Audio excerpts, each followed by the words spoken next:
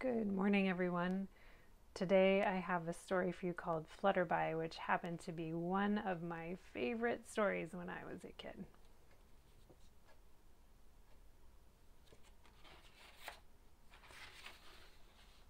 In a burst of laughter and moonshine one fine and beautiful evening, Flutterby was born. As her silver blue cocoon shimmered in the starlight, she unfurled her wings and whinnied at the crystal night.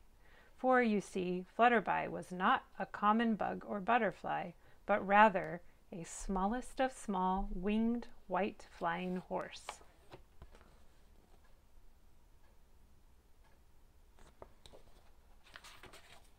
She looked about, and with a twinkle in her eye, she set off to discover her new world. The dawn of a new morning warmed her wings as she soared just as high as she could fly.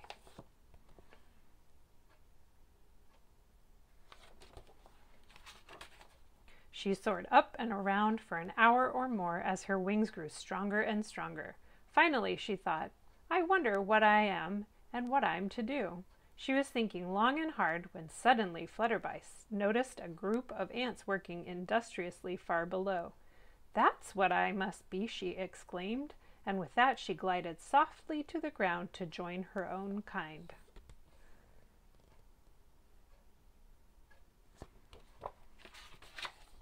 The ants ignored Flutterby as she landed amongst them, but she watched with much interest as they busily dashed about gathering food and carrying it to their hill. Well, she thought, if I am truly an ant, then maybe I should get to work too. She picked up some food, like the other ants, and carried it over to the hill.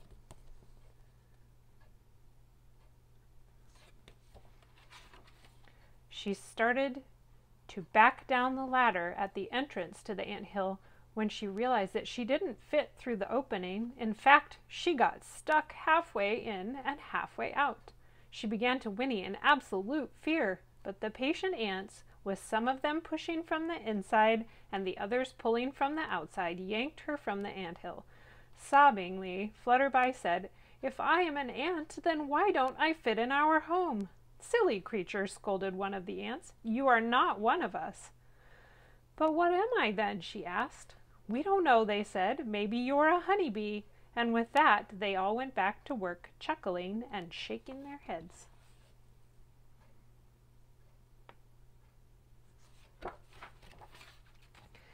Maybe they're right, she said, as a tear dropped from her eye.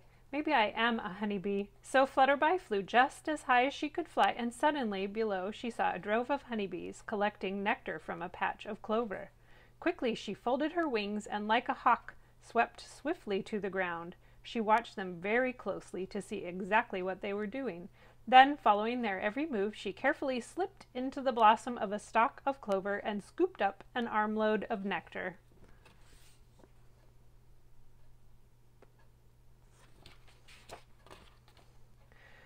With her wings fluttering furiously, she flew into line with the other honeybees who were heading for the hive.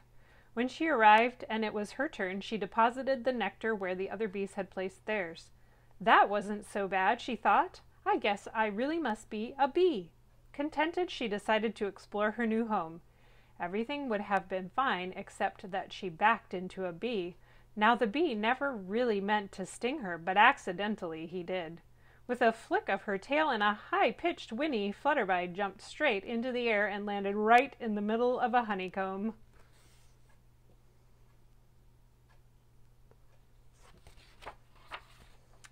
The bees all started buzzing around, laughing at the poor little horse as she sat stuck in the center of all the honey. Silly creature, they laughed. You're not a honeybee. But what am I? She cried as a honey-coated tear dripped from her eye.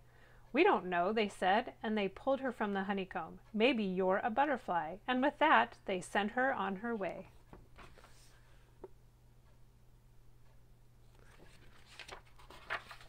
Flutterby sadly flew just as high as she could fly, up to where the sun is at its purest, and she looked down and around for some butterflies. The honey melted from her hooves and dropped like a golden rain. From her high vantage point, she sighted below hundreds of beautiful butterflies softly circling an old elm tree. Hoping that these surely must be her people, she swooped down with a kick and a giggle to join her own kind.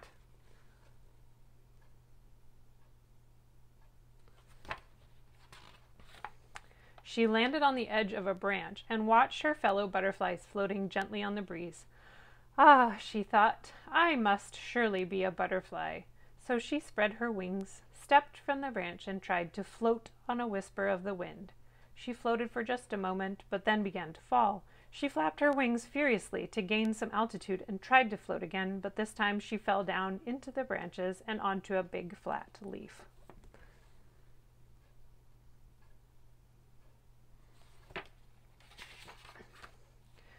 She just sat there and cried and cried. Finally, a wise old monarch butterfly flew up to her and asked, "Why are you crying?" "I don't know what I am," sobbed Flutterby. "When I came from my cocoon, I flew just as high as I could fly, and I spied the ants, but they told me I wasn't an ant. So I flew just as high as I could fly, and I spied the bees, but they laughed at me and told me I wasn't a bee. Then just now I flew just as high as I could fly, and I spied the butterflies. I tried to float like a butterfly, but I couldn't, so I can't be a butterfly. I just don't know what I am."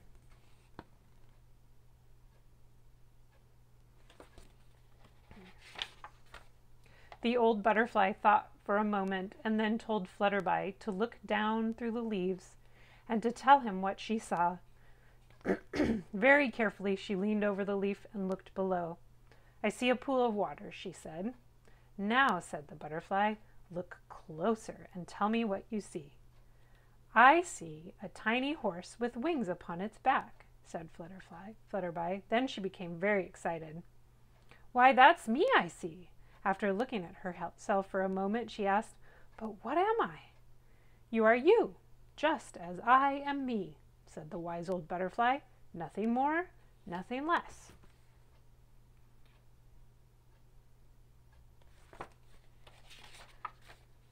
"But what does a me do?" she asked. "Let's see," thought the butterfly. "You have very strong wings and can fly higher than high. You can whinny as loud as the wind and see for miles. I know what you should do. You should be the guardian sentry of fall for all the creatures of the forest. What you must do is fly as high as you can fly and watch for the approach of the winds of frost. When you see them, you must warn us, for all of the butterflies, the ants, and all the bees must hide from the winter, and the frost is the first warning." Flutterby was so happy that she had found herself and something that she loved to do, flying just as high as she could fly.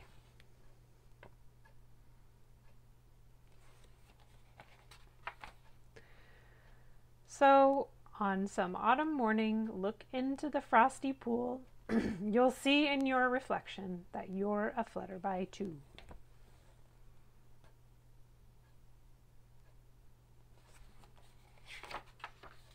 That's the end. Have a fun day, everybody.